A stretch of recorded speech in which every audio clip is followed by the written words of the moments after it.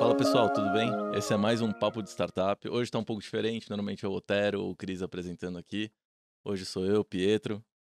Tô aqui representando a Snack, que tá em parceria nesse Papo de Startup com a B Startup. Comigo aqui hoje, eu vou deixar elas se apresentarem, né? Não vou eu apresentar. É a Beatriz, da B Startup, e a Ana, da 49. Antes de passar para elas a palavra, eu queria fazer um agradecimento à The Bakery, pra gente usar o espaço aqui. E falar pra vocês que pô, todos os outros episódios estão lá no YouTube, nos canais da B Startups, da Snack. Acompanha lá que tem muita coisa legal. Mas vamos direto, vamos começar aqui. Beatriz, você. Fala pessoal, tudo bem? Eu sou a Beatriz, faço parte da área de gestão da Associação Brasileira de Startups. Também queria aqui estender meu agradecimento, né, à The Bake, à Snack pela parceria. Enfim, vai ser muito legal estar aqui com vocês hoje. Ana. Boa. E aí, galera, tudo certo? Meu nome é Ana, estou como diretora de operações na 49 Educação. É um prazer estar falando aqui com vocês. Obrigada pela a B Startups pelo convite, The Bakery, Snack. Vai ser um papo super produtivo aqui. Boa. O papo hoje, então, ó, operando sua startup com eficiência. Desafios e estratégias para a etapa de operação. Pra gente começar esse papo, queria saber de vocês o que é operação numa startup. Porque numa fábrica a gente consegue ver a operação. O que é operação numa startup? Boa. Eu acho que super importante a gente pensar antes como que chega na operação, né? Existem 4 fases na startup. Quando assim, meu Deus, quero montar uma startup, o que eu faço? Eu tô numa fase de ideação. Depois da ideação eu passo para operação, depois da operação eu passo para escala e depois para tração. Então a operação ela tá naquele meinho ali, né? Então, depois que você de fato teve a ideia, fez uma validação, existe uma dor no mercado, fiz a validação da minha solução, né? Tô começando, eu já sei quem que é meu ICP, quem é meu cliente. Eu começo a ir para operação e botar todas essas questões que foram validadas no processo de ideação em operação. Então, obviamente que não é um chão de fábrica, né? Estamos falando.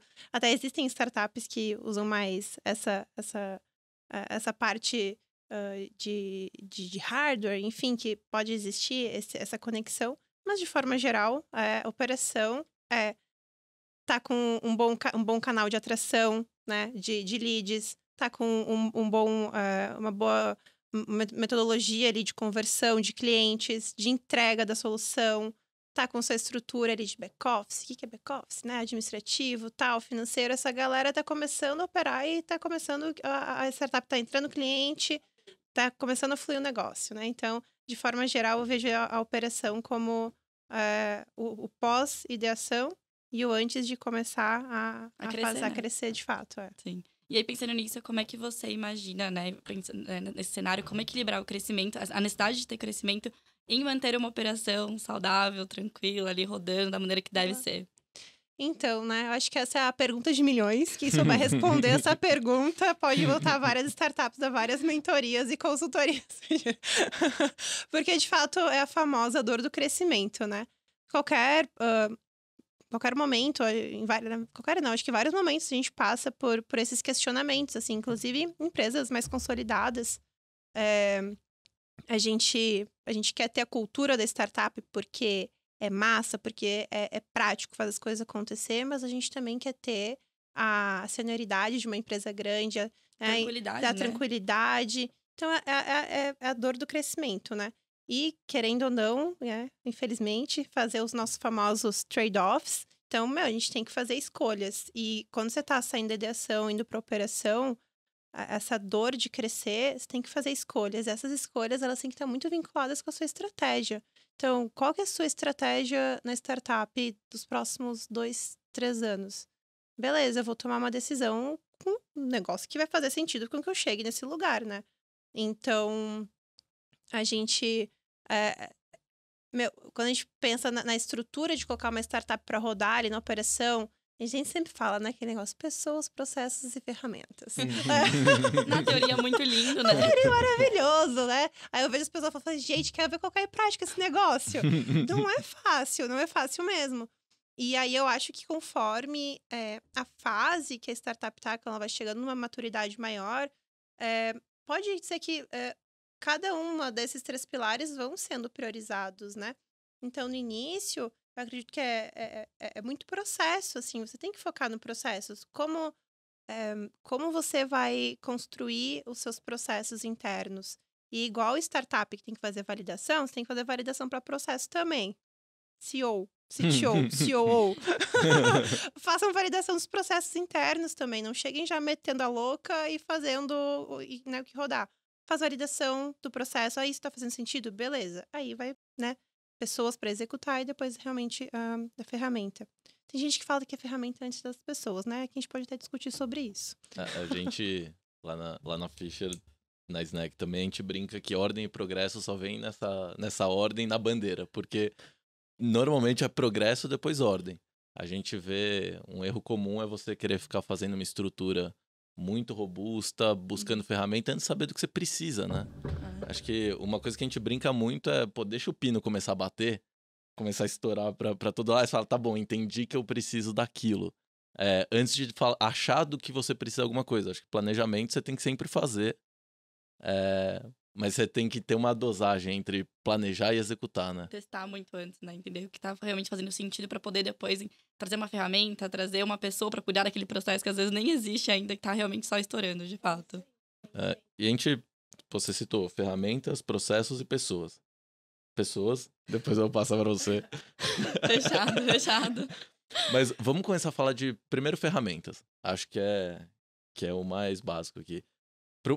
Para um período inicial, depois a gente vai avançando ali no... Você falou operação, depois tem escala, depois tração. O que toda startup você recomenda que tenha ali logo no começo, desde a fase mais inicial, em termos de ferramenta? Eu vou fazer um mix aqui de processo e ferramenta. Bora. O que eu acho super importante para uma startup, em qualquer fase, mas em operação, essa ferramenta e esse processo está muito linkado com a cultura que a startup vai ter para os próximos passos para ela chegar até o momento de escala. Então, eu acho que utilizar o Scrum e o Kanban tem que ser utilizado. Agora, se você vai usar Trello, ClickUp, é contigo. Vê o que é melhor, vê o que você pode pagar, o que você não quer pagar. Mas, assim, é muito importante ter uma ferramenta que automatize, ou enfim, o que auxilie os ritos dentro da operação. Então, assim, é muito difícil, por exemplo, as startups que eu vejo utilizarem o Scrum ou o Kanban no comercial. Porque o comercial é muita rotina, tal, né? É qualificação, é conversão e tudo mais. Mas talvez ele não usem na mesma frequência que que uma área de produto, que uma área de tecnologia, talvez que uma própria área de back-office utilize. Mas para as grandes demandas que vão fazer com que os processos sejam revistos, é importante ter essa questão da priorização. Então, acho que a primeira ferramenta que a startup tem que ter é uma ferramenta que ajude a priorizar quais são as atividades e os processos que vão estar em discussão, que vão estar, enfim, acontecendo. Eu falei Scrum como se todo mundo soubesse Scrum, mas, enfim, desculpa. Mas é super importante, né? O Scrum, enfim, é uma metodologia ágil. Todo mundo fala que se eu falar isso, o pessoal do Scrum vai me matar. Que é de gestão de projetos, mas não é só isso. Mas é super importante para gestão de projetos e na verdade, eu não gosto muito de receita de bolo, assim.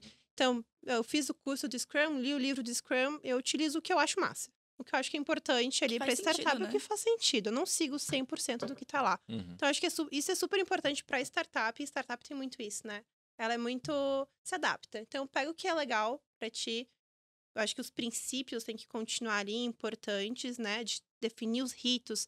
Preciso ter daily, preciso ter planejamento, preciso ter review. É importante ter uma ferramenta que consiga fazer com que a startup tenha direcionamento, né? Para executar isso. Sim. O mínimo de organização, né? Que Mínimo você de falou. organização. Depois a gente vê o que estourar ali primeiro, a gente tenta resolver. Porque vai chegar muita demanda constantemente, assim. Então, esse dia eu estava conversando com uma startup e eles estavam fazendo um benchmark com a gente e ele fez um questionamento para mim. Falou, Ana, como que vocês priorizam as atividades? Aí eu falei, Olha só, então. Deixa eu te contar. Pergunta outra coisa, vai. Próxima. Porque... cara, acho que assim, tem que ser muito adaptável porque você tá passando ali, mas tem que ter uma metodologia e tem que ter tipo assim, uma gestão à vista. Hoje tá todo mundo home office, praticamente, a galera tá indo mais presencial. ou tá híbrido. Não existe mais aquela... Um tempo atrás tinha gestão à vista. Você se lembrou antes da pandemia? As coisas de vidro, tudo com Kanban. Sim. Então agora Post-it. Post-it, lembra? Exato, exatamente. Existiu essa época, pra quem não viveu essa época, existiu essa época. E agora a gente trouxe isso pra ferramenta, pro computador, Visibilidade, enfim. né? Exatamente. Sim. Então acho que isso é super importante. E, obviamente, depois que isso estiver definido, acho que as ferramentas dos processos das áreas funcionais, né?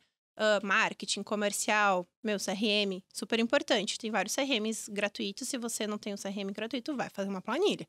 Mas é importante ter, que nem né, falou, a metodologia, o processo. Se vai ser em planilha, se vai ser num Pipe Drive, enfim, qualquer outro CRM, é importante existir o processo.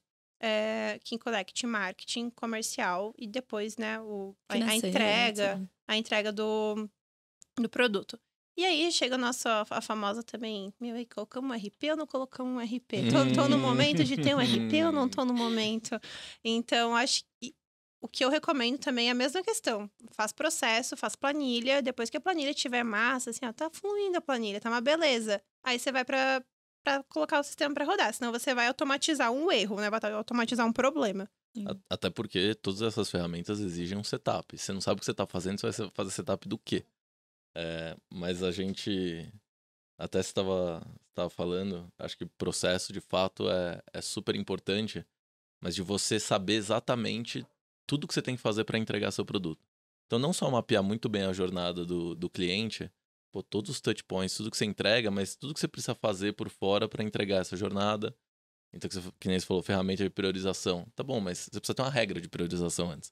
Você precisa saber como receber as demandas do cliente, você precisa saber como organizar isso, você precisa saber como priorizar isso depois. Acho que falando por cima de algumas outras, tem algumas ferramentas de comunicação, e aí você pode colocar Discord, Slack. Não façam no WhatsApp. Por favor. Todo mundo comete esse erro ainda, não faz no WhatsApp. Acho que a dica super importante é organize bem o Drive, a pasta com conteúdos. Se você vai usar Notion, ClickUp também, tanto faz, mas concentra as coisas em um lugar. Acho que... E conversa, eu sempre falo isso em todo lugar. Conversa com alguém que tem uma startup, que a pessoa já vai cortar metade do caminho. Vai falar, esse CRM, aquele de gestão de processo, whiteboard, aí você pode usar qualquer um. Então, acho que é bem interessante. E aí eu queria ir pra outra parte, que é pessoas. Sim. Aí eu vou deixar com você, né? Que também, assim, como a Ana falou, é tão importante quanto, né, na questão de processos, de ferramentas, obviamente, e que elas vão te trazer esse input. Até assim, esse processo tá horrível, tá causando ali o incômodo naquela área, naquele time, ou aqueles dois times não se conversam, como é que a gente pode trazer uma ferramenta que talvez melhore essa visão, enfim, toda essa organização da área. Então, acho que é um ponto bem importante. Até em relação à parte de cultura, né? Como é que a gente tem uma cultura de gestão, de trazer as informações, então uma review, como é que a gente implanta, isso é uma cultura, na verdade, né? Isso tem a ver com pessoas, por mais que envolva processos, né? Acho que as coisas não andam separadas nesse sentido. É isso aí. Eu gosto muito de defender cultura também, gosto muito de falar sobre. Eu acho que a cultura, obviamente, ela é um reflexo dos founders. Eu acho que a cultura, o direcionamento dela vem top-down, assim, quem fala que começa bottom-up é muito difícil. Acho que o direcionamento vem top-down, mas o bottom-up ele é construído em conjunto com todos. Então, a construção da cultura é importante ter isso, inclusive, registrado, né? Então, hoje, na 49, que a gente passa para as startups também do portfólio da 49, que escreva, cria um código de cultura. Aí fala, código, meu Deus, o código muito jurídico. Não, mentira. Mas é o código, é para estar escrito. Então, por exemplo, no código de cultura da 49, tem a estratégia, tem quais são os ritos. Então, lá, tá dizendo que a gente tem que fazer a dele, como faz a dele. A sprint review, como que faz a sprint review. Então, tem a estratégia, tem os direcionamentos, então tem as diretrizes. A nossa primeira diretriz é bem assim, apoiarei a estratégia. É bem assim. Porque assim, você não importa, a gente tomou uma decisão, estamos todo mundo no mesmo barco, vamos em frente. E é isso, vamos remar, e é isso. Então, ter isso escrito, e essa escrita, para mim, acho que é super importante ser construída em conjunto. Então, o código de cultura, a gente para um dia praticamente inteiro, assim. Tipo, a gente pega um sábado. Ou às vezes uma sexta. E Porque vai a lá. operação não pode Porque a parar. operação não pode parar. E aí a gente vai lá e escreve, e todo mundo, assim, é com documento compartilhado. A gente tem uma pessoa, no caso, eu faço isso, né? Eu falo, galera, o que vocês acham disso? Daí a galera vai escrevendo, todo mundo escreve junto, assim. Porque esse senso de pertencimento das pessoas é muito importante para que a cultura não fique só no texto papel. ou no papel, mas que ela seja, né? Que a gente consiga ver ela sendo executada no dia a dia.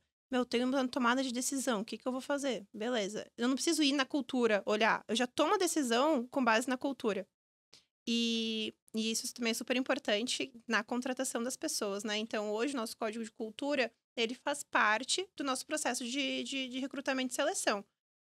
Todo o código, todo o nosso processo de entrevista, ele é baseado no código de cultura. Então, a gente faz uns tricks lá, faz umas perguntas para ver se a pessoa tá dentro disso ou não, se ela, né, se ela vai agir de certa forma.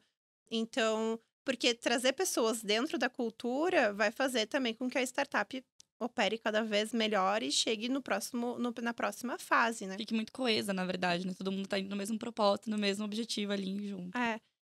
Assim, obviamente, não é fácil. Todo mundo erra pra caramba na hora de contratar. E, às vezes, é realmente por cultura. Enfim, todos nós erramos e fizemos muita merda. Aprendizado, né? Aprendizado. Exato.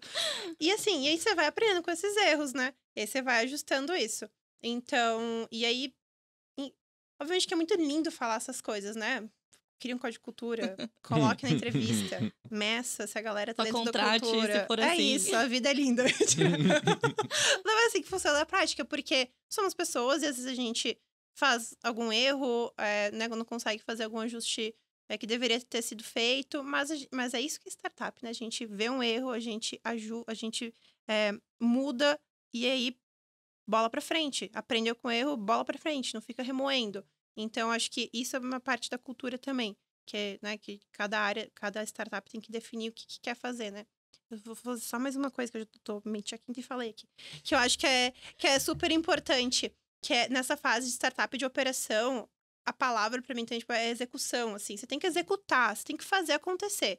Você pode, às vezes, fazer de um jeito muito estranho, que deu muito errado, mas você entregou o que você tinha que entregar. Aí você vai lá e corrige para as próximas vezes. Mas, para mim, a operação é muito execução. Então, trazer pessoas executoras nessa fase de operação É primordial, né? é muito importante. Não que elas não precisam ser júniors. Elas podem ser sêniores, podem ser pessoas, né? É perfil, na verdade, perfil, né? Não é questão de senioridade. Exatamente, tem que executar. É uma fase que tem que executar muito. Você não vai ter várias pessoas para gerenciar. Você vai ter que executar as coisas nessa fase de startup. É além do planejamento, né? Deixa que o planejamento costuma ficar normalmente ali entre os founders, você traz pessoas novas pro time para poder executar, fazer dar certo, ou pelo menos tentar que dê certo, na verdade, a estratégia. Sim. Mas eu queria dar uma aprofundada nesse tema, que a gente tava conversando antes de entrar no ar. Claro, às vezes eu era a primeira pessoa de people na startup. Quando que chega a hora de você começar de fato a definir papéis e criar um organograma, assim, pra startup? A Ana tá me olhando, eu fico um pouco preocupada. Eu acho que chega nesse momento, talvez, do processo de comercial, enfim, vender estar um pouquinho mais redondo, que é quando a gente começa a se preocupar um pouco com as pessoas e processos que a gente pode trazer mais pra frente. Então, eu entendo que é muito nesse lugar, de um pouquinho depois da operação mesmo, já rodando, que aí faz sentido trazer o back-office um pouco mais parrudo, né? Então, se tem alguém sempre do financeiro, que vai cuidar ali, do administrativo financeiro, quando você vê que essa pessoa da DM financeiro não dá mais conta, aí é mais do que a hora de você trazer alguém pra olhar para pessoas que vai definir esses papéis. Então, poxa, essa pessoa só vai entregar até aqui porque eu preciso trazer outra pessoa, então, que vai fazer a prospecção. Então, não dá mais para o comercial vender e fazer prospecção. Não, precisa de uma nova pessoa. Eu entendo que é muito nesse lugar que tem a necessidade, sabe? Que a gente percebe. E tem alguma regrinha de tamanho de startup, estágio, maturidade, ou não? Cada negócio é um negócio? Poxa, eu acho que é muito de sentir, na verdade, né? Do que eu tive de experiência até agora, né? Não é tanto assim, mas do que eu senti é muito acho que do que a Ana trouxe. É necessidade. Para alguns times, para alguns tipos de negócio, fazer mais sentido trazer antes do que para outros. Depende também do tamanho, às vezes do cliente que ele pegou. Então, eu peguei agora um cliente um pouco maior. Então, tô vendo que vou ter que aumentar meu time. Enfim, coisas nesse sentido que mandam um pouco nessa regrinha, talvez. que não é também uma receita de bolo, né? Não Muito tem. pelo contrário, né? Cada tem. negócio Uma é um pena, negócio. né? Se Então. tivesse. Porra, já pensou se tivesse uma maquininha de fazer startup? isso? Olha. Mas a gente falou aqui, a gente permeou o assunto finanças algumas vezes, né? O que é operação no sentido financeiro? A gente falou um pouquinho de RP, a gente falou um pouquinho de pessoas. Quando que o founder precisa começar a olhar para, não, eu preciso ter um financeiro um pouco mais estruturado? Ou o que é um momento de ter uma operação financeira? A gente sabe que startup, no começo, levanta dinheiro, queima dinheiro, vai ter ali a entrada, você precisa receber o dinheiro também, você precisa ter uma operaçãozinha aí. Então, fala um pouco pra gente dessa parte mais financeira. Né? Boa. No início, realmente, é o CEO. O CEO, ele é CEO, CFO, CTO, se não tiver... CEO. Mas, CEO, se ele for solo, né? Ou tiver, enfim, mais um CTO. Ou, enfim, um de vendas. Mas, realmente, o CFO meio que acaba vindo por último, assim, né? Na sequência de entrada na startup. Eu acho que chega num momento que o CEO, de fato, não dá mais conta, assim. Ele traz uma pessoa para conseguir executar e fazer isso. Eu acho que muitas das vezes acabam... Eu acho que depende do conhecimento do CEO também. Por exemplo, se é um CEO que não tem muito conhecimento no founder, não tem muito conhecimento em financeiro, ele vai ter que contratar antes, né? uma pessoa um pouquinho mais sênior para trazer, para começar a executar isso. Não, eu tenho conhecimento ok, conheço algumas coisas, eu posso contratar uma pessoa talvez talvez não com tanto conhecimento. E eu capacito ela e vou muito mais na parte da cultura e a parte de hard skill e de conhecimento mais técnico, eu consigo ensinar.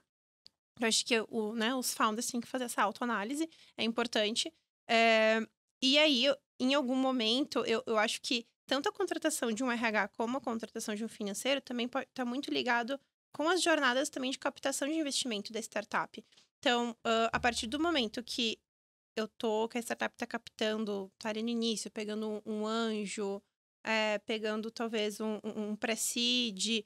Eu acho que quando ela tá pegando um anjo, é importante ela ter um financeiro. Primeiro que tá entrando dinheiro, precisa fazer a gestão disso, Organizar, né? Precisa organizar a Sim. casa. Então, se você tá prestes a captar, é importante você ter alguém que consiga saber montar o teu use of proceeds massa, e tu depois consiga colocar isso em operação.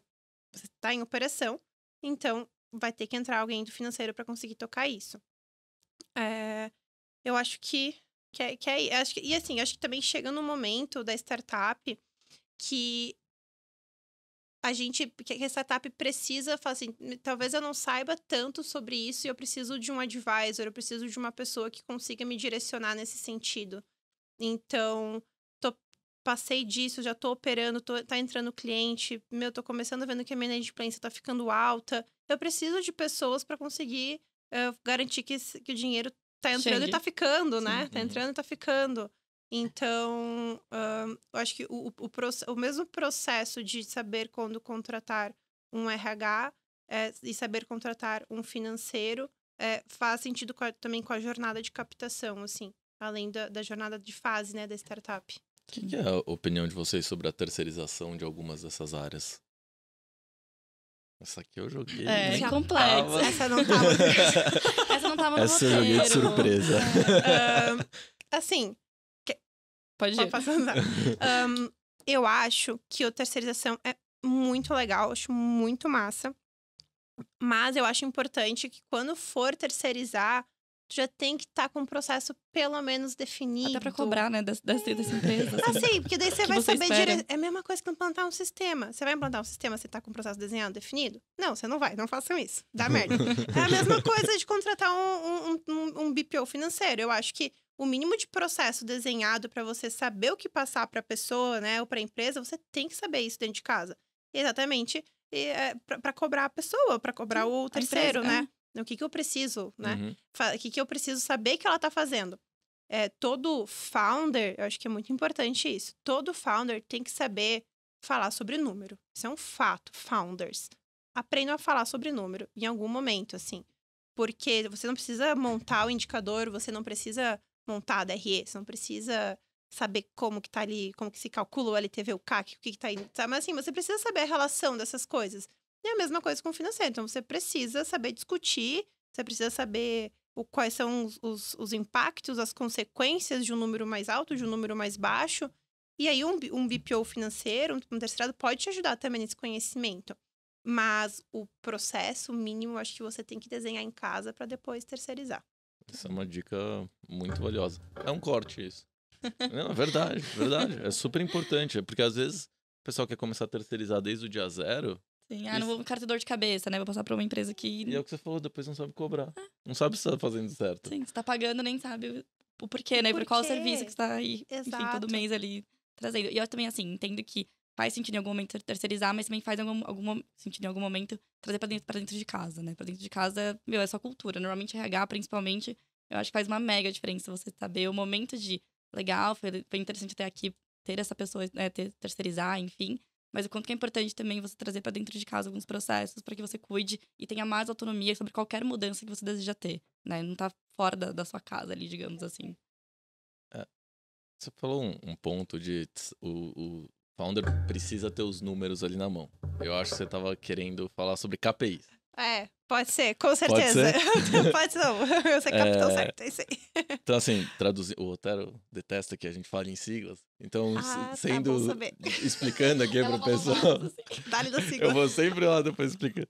Não, toda vez eu falo, o Otero vira pra mim e fala, explica aquela coisa. Eu falo, Otero, nem percebi. Mas, bom, os KPIs basicamente são suas métricas principais ali na startup. E eu tô... Leti, desculpa, tô fugindo do roteiro totalmente. já tá surgindo coisa nova aqui. Quando que é a hora de você começar a escolher alguns KPIs, determinar alguns KPIs, saber o que você vai medir, saber o que vai te direcionar? Quando que é esse momento?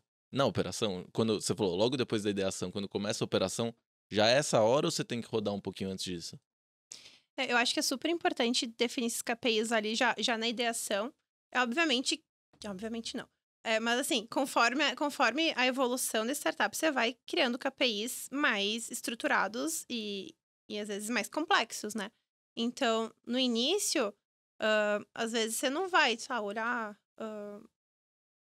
um indicador que, de margem líquida. Sei lá, acho que você não vai olhar, porque você, no início você não tá pensando tanto no lucro, né? Você tá pensando em escalar, em ter um fluxo de caixa ok, mas você tá pensando em vender pra caramba e focar nisso. Então, eu acho que conforme a fase das startups, existem indicadores que vão mais ao encontro, assim, do que tá. Eu acho que em operação começa a fazer sentido, assim... mas fazer sentido não, acho que a operação tem que ter métrica de funil, assim, funil de vendas. É o básico. Ali é o básico, tipo, eu gosto muito de chamar... Eu vi umas reportagens falando que o funil de vendas morreu. Pra mim, ele não morreu ainda, tá? Pra mim, ele existe. Ainda? Vai morrer? Talvez um dia, eu não sei. Mas eu acho que pra mim não morreu, porque eu gosto muito de ver taxa de conversão. Eu acho fantástico taxa de conversão. Porque isso indica muito da saúde, né? De forma geral. Todas as taxas de conversão do customer centric ali, né? Desde geração de leads até fazer um upsell da vida, né? Vender pra sua base. Então, sim, pra mim a métrica de funil é super importante. Tem um conceito que às vezes eu posso estar falando errado, depois é importante pesquisar. Mas é porque quando eu aprendi há muito tempo atrás, que não é muito tempo, mas acho que foi há uns 10 anos atrás, que pra mim Unit Economics é só LTV CAC. Tem gente que bota tudo dentro de Unit Economics. Churn é Unit Economics, não sei o quê. No meu conceito da Ana, Unit Economics é LTV CAC, o resto são os outros indicadores. Então, assim, ver também teus Units Economics LTV CAC, eu acho que desde o início até o final também é super importante. Eu acho que vai chegar num processo, num momento que vai sair da operação, tu vai começar a entrar em tração, que você vai olhar mais para uma DRE da vida, para uma margem bruta, para quanto que tá os teus gastos ali certinho, com orçamento e tal. Tu vai começar... Em tração, tu começa a ter uma maturidade de contabilidade financeira um pouquinho maior. E aí, eu acho que ali, antes, no início da operação, você olha mais indicadores operacionais mesmo, né? Uhum. Então, entrando o dicionáriozinho aqui de novo. LTV, Lifetime Value, ou valor da vida do cliente. Então, quanto o cliente, aquele cliente que você gastou o dinheirinho, gastou o CAC, custo de aquisição de cliente, tá pegando o gancho aqui, para trazer quanto que ele consome na sua plataforma, então ele compra uma vez, 2 vezes, 3 vezes, qual que é o ticket médio daquilo. E o churn são os clientes que você perde, os clientes que você não gera uma recorrência ou cancelam sua assinatura. Acho que você falou um ponto, e conectando aqui com o KPI, é muito comum a gente ver quando o pessoal começa a querer organizar a operação, enche de KPI, coloca 50 KPIs e mede tudo. E muitas vezes não vê que um KPI é o indicador para formar um outro maior, que o pessoal chama de métrica norte, né? Que você tem que ter uma métrica. Então você acabou de citar por exemplo, LTV CAC. Dentro do LTV CAC tem tanta coisa que você pode controlar pela métrica de LTV CAC. Se você lembrar, por exemplo, de colocar o seu custo de servir dentro do LTV. Então, se você está medindo o seu LTV só pela receita do cliente, então você vai ter que considerar o custo de servir, o custo de entregar aquele produto em outro lugar. Ou você coloca dentro do LTV e vê essa relação. Então, o LTV ele pode ser, quando você quer deixar mais bonito ali no indicador, você considera só receita. Quando você quer deixar mais preciso, você considera de fato o lucro que o... É isso aí, é um LTV líquido, né? Daí tira os impostos também, galera. Super importante. Uma dica aqui. Então, acho que é super importante isso. KPI na minha cabeça, quanto menos é mais. Então, você tem que ter... Mais objetivo, né? Exato. Você tem que ter alguns indicadores muito bons. E você tem que saber que os outros indicadores são uma árvore de construção para aquele indicador principal. Mas você falou de funil de venda. E aí a gente até tinha separado aqui uma parte pra gente falar um pouco de concorrência. Você ganha concorrência na operação bem feita ou no produto? O que é mais importante na hora de ganhar da concorrência? Eu acho que na parte da operação, acho que é muito importante a conversa com o cliente. Então, eu acho que é muito mais importante pensar em como está o meu discurso, qual que é o meu diferencial, e eu conquistar ele, aí depois eu entrego. Eu acho que é isso, assim, eu acho que é muito nessa parte que porque tu tá em operação, tu acabou de sair da validação. Pode ser que tenha alguma coisa que talvez não tenha, né, ido 100%. Então, você vai no discurso, eu acho que você vai na conversa, no diferencial, porque tem que ser o teu foco quando você tem muitos concorrentes, né? Qual que de fato é o teu diferencial? E não pode ser preço, né? Importante, gente. Preço não é diferencial. Ah, não? Não. Não é só dar desconto? Não é só dar desconto. Preço não é diferencial. Então, assim, qual que é de fato o diferencial? O que faz o cliente brilhar o olho e sair de uma empresa e pra sua, assim? Aí começa, estuda. Por que um cliente saiu de uma e foi pra outra? O que tu fez ali de diferente? O que teve no teu discurso? Grava as ligações da venda. Vê como é que tá essa ligação. O que foi argumentado? O que foi falado? O que eu tô ali, né? Onde que ganhou? Onde que eu ganhei? E, obviamente, que isso tem que estar linkado com a minha capacidade de conseguir entregar, né? Em operação, você já tá entregando. Quando você tá lá em ideação, você tá mais vendendo que entregando, a operação você já tá entregando. Então, a minha visão é muito mais no funil. E aí, obviamente, tem que ter o link de conseguir entregar. Como que você... Sim, a gente até ia falar aqui um pouco de satisfação do cliente, você adiantou, mas como que você consegue criar essa relação próxima do cliente te responder? Porque ninguém quer ficar respondendo questionário de feedback, pesquisa, né? Não.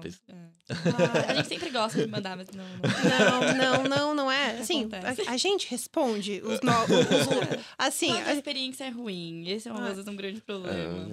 A gente perde um pouquinho do nosso tempo quando a experiência às vezes não seja o que a gente... O que foi vendido, o que foi, né, no papo ali prometido, digamos assim. Sim. Quando é coisa ruim, a gente adora meter a boca. Entra no Reclame Aqui, gasta 40 minutos fazendo uma redação. Isso aí. Mas eu tenho uma estratégia que eu acho muito massa, que eu vou falar em inglês, mas depois falo. Orgulho do Otero aqui. O Otero tá de olho aqui falando, nossa, que bom. Inclusive, eu posso estar falando errado em inglês, que eu não sei se é assim que é pronúncia, depois me corrijam. Que é referral. Que é a indicação. Então, eu acho que quando você faz uma pesquisa, conversa com a sua base e você dá um prêmio, você dá algo para ele, pro cliente, ele vai responder e vai ser honesto e aí vai ser sincero, assim. Então, eu acho que quando você já tem uma base já construída, constituída, Isso vai melhorar a sua forma de vender, porque você vai vender mais, você vai vender para sua base. Você pode vender para sua base, mas a sua base vai indicar você. E aí, se você fizer assim, faz um programa de indicação massa para sua base, e o retorno disso é uma pesquisa, né, indique, e aí depois, você ganha um boné, você ganha R$100, R$200, e aí ele já coloca ali, né, e já faz um questionamento também de como tá a tua experiência. Essa é uma questão. E eu acho que existe o próprio processo de CS, de monitoramento, de Health Score, saúde do cliente, que é a saúde do cliente, que é que a gente tem que ter essas métricas também. Então, quando você está na operação, você tem que ter métrica para identificar o que são os pontos de sucesso ali do cliente, né? Quais são as fases de sucesso. Então, lá no início que a gente falou de mapear a jornada, quando você mapeia a jornada do cliente, você define quais são os pontos de sucesso, você faz indicações ali, então, qual que é a saúde do cliente, se ele conseguiu fazer, não conseguiu fazer tal coisa. Primeira entrega, por exemplo. Isso. E aí, como é que tá o uso dele da ferramenta? Como é que tá, ele tá usando, não tá usando? Aí tem vários indicadores de produto para isso.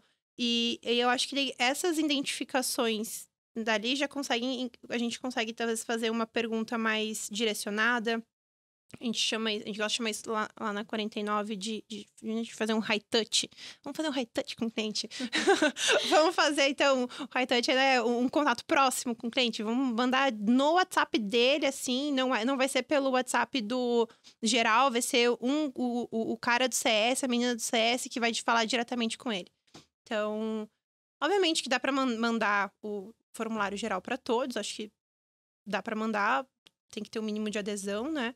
E se não tiver, é importante ter esses indicadores no processo, né? Legal. Bom, a gente tá chegando... A gente passou muito rápido. Passa rápido. Muito bom. Um podcast de 3 horas, ninguém vai Não, ver, ninguém vai escutar, né? Então, só o pessoal lá do Flow que fica 3 horas convidado, não sei como isso consegue manter a audiência. Mas eu queria fazer uma última pergunta, assim, que a gente falou de ideação, operação, depois escala, tração. Como saber em qual etapa dessa você tá e como você muda a sua operação, como você ajusta a sua operação para essa etapa nova? Você faz isso antes ou você faz depois que já tá dando problema? Boa. Tem um frame que a gente também gosta de ensinar ali na 49, que é o 1-1-1-1. O nome do frame. Que é assim, em operação você tem que ter um ICP, você tem que ter uma geografia, então uma região, você tem que ter um canal de atração, aliás, um produto, um canal de atração e um modal de vendas. Você tem que ter, isso, você não precisa ter 2 modal de vendas para vender para vários tipos de cliente, com vários canais de atração, com vários produtos. É uma coisa só. Então, em operação, você tem que, assim, cravar a bandeira nesses 5. Quem é teu perfil, qual é a geografia. Tô em São Paulo, tô em Belo Horizonte, tô em Santa Catarina. Foca. Crava a bandeira em um lugar, então, seja fantástico, para não falar outra coisa, num modal de vendas, numa conversão, num produto, e aí você vai pro próximo. Eu acho que quando você começa a identificar que você já conquistou esses uns, e tu começa a ir, eu tenho muita dificuldade de falar essa palavra, você começa a ir para uma adjacência, acho que você já começa, acho que agora talvez eu esteja indo para a próxima fase, porque eu já conquistei esse aqui tudo e tô indo para a próxima. Então, acho que aí você já começa a perceber que você tá mudando de fase, assim. E como que você prepara a empresa para essa nova fase? Né? Tá. Boa. Eu acho que também a gente cuidar dos processos, obviamente, né? Igual a gente mencionou, de fazer essas validações, fazer os desenhos, pensar nas pessoas, nas contratações e nas ferramentas. Acho que vai chegar um momento que parece que não vai dar conta, assim, né? Que você tá indo para uma próxima fase. Às vezes as pessoas... Preciso de mais pessoas. Preciso trazer mais ferramentas. Tô entrando numa rodada maior de captação de investimento. Tenho muito cliente. Eu tô com tanta gente no meu funil que eu não tô conseguindo converter. Preciso contratar mais pessoas. Então, as coisas que vão acontecendo, você vai percebendo que você não vai dando conta, mas você não vai dando conta, não é porque você não consegue, porque você tá indo errado, é porque as coisas estão dando certo e você tá sem braço, tá sem mão, assim, então você consegue identificar, acho que você pode ir pra próxima jornada, pra próxima etapa. Legal. Boa. Bom, Antes de eu fazer o encerramento, queria ver se vocês têm considerações finais, alguma palavra final, algum conselho. Conselho é uma coisa muito séria, né? Mas eu acho que esses pontos que a Ana trouxe bem no começo da nossa conversa para retomar, né? Pra, enfim, concluir aqui, são os mais importantes mesmo, né? Então, processos, pessoas e ferramentas, independente da ordem que você for seguir ali no seu momento, do que você entender que faz mais sentido, são os mais importantes quando a gente pensa de uma frase, sair da fase de ideação, né? Ali bem no comecinho, para uma fase de operação mesmo. Acho que são mandatórios. E, óbvio, sempre olhar para os nossos KPIs, os mais importantes, os que vão nortear realmente a estratégia do negócio, o que a gente quer atingir primeiro, qual que é o nosso próximo objetivo, ou o maior objetivo ali do momento. Acho que isso é um ponto bem, bem importante e que foi bastante premiado aqui na nossa conversa, né? Pô. Boa. Ai, recados finais, conselhos, que coisa. Ai, eu acho que eu vou dar um conselho que eu tenho que vender meu peixe, que é faça aceleração da 49 Educação. É super importante. A gente, enfim, busca ajudar muito todas as startups que estão nessa fase de ideação, operação, então querendo entrar em tração a conseguir construir esses processos. Então, e aí eu acho que tem também uma parte de consciência dos founders de saber que chega no momento que a gente não consegue fazer tudo, assim, que a gente precisa trazer pessoas massas, para trazer pessoas boas para trabalhar com a gente, né? Então, acho que esse tá ali no tripé de pessoas. Então, acho super importante essa contratação de pessoas boas e que vão estar fazendo com que a cultura que vocês definiram, que tá ali no coração de vocês, que faz o olho brilhar, que faz o negócio de vocês acontecer, que a galera vai conseguir executar isso junto com vocês. E que, em alguns momentos a galera vai ter que descer para processo, para operação, mas é importante lembrar de sair. Né? Porque às vezes a gente desce, os founders descem para operação. Ficam tomados ali. Ficam tomados ali, assim. Sim. Meu, eu recomendo esse livro. O nome do livro é A Velocidade da Confiança. Ele fala que a confiança, ela tá muito... quanto mais confiança, menor o custo. Aí, gente, por que uma coisa tem a ver com a outra? Tem tudo a ver. Então, assim, quanto maior a tua confiança, maior a velocidade que as coisas acontecem. Se tem uma maior velocidade, menor o teu custo. Porque, então assim, contratem pessoas com que tu tem muita confiança, que você não tem que ficar descendo pra operação todo momento. Tudo, né? Exatamente, que você confie e aí as coisas fluem. Então, acho que criar essa cultura de confiança entre o time é muito importante para fazer com que a operação da startup cresça. E aí vai chegar nas próximas fases, que não vamos discutir agora, que, né? Tem que ter muita confiança mesmo na galera. E que daí a dor do crescimento pega aí, né, mesmo, nessa fase. Sim, a régua sobe, né? A régua sobe. De ideação pra operação dói, mas não dói tanto. Mas aí a próxima fase dói muito mais. Boa. É isso, acho que umas ideias legais aqui que eu tava tendo até, a gente falou um pouco de ferramentas, de KPIs. Já tem muito material disso pronto na internet. Você não precisa descobrir quais são os KPIs do zero. Sozinho, né? Não precisa. Exato. Então, até falar lá depois do pessoal da Startups, Snack em conjunto, eles lançaram uma lista de KPIs para o modelo de negócio, uma lista de ferramentas. A gente podia vender isso porque vale ouro. Assim, a gente vai distribuir porque a gente é legal.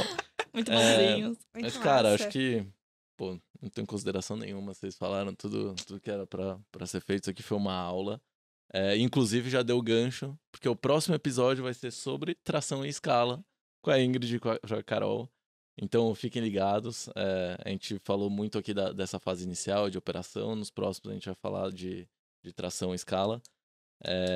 Cara, eu queria agradecer vocês aqui pela participação. Queria agradecer a The Bakery pelo espaço. Queria agradecer a B Startups pela parceria.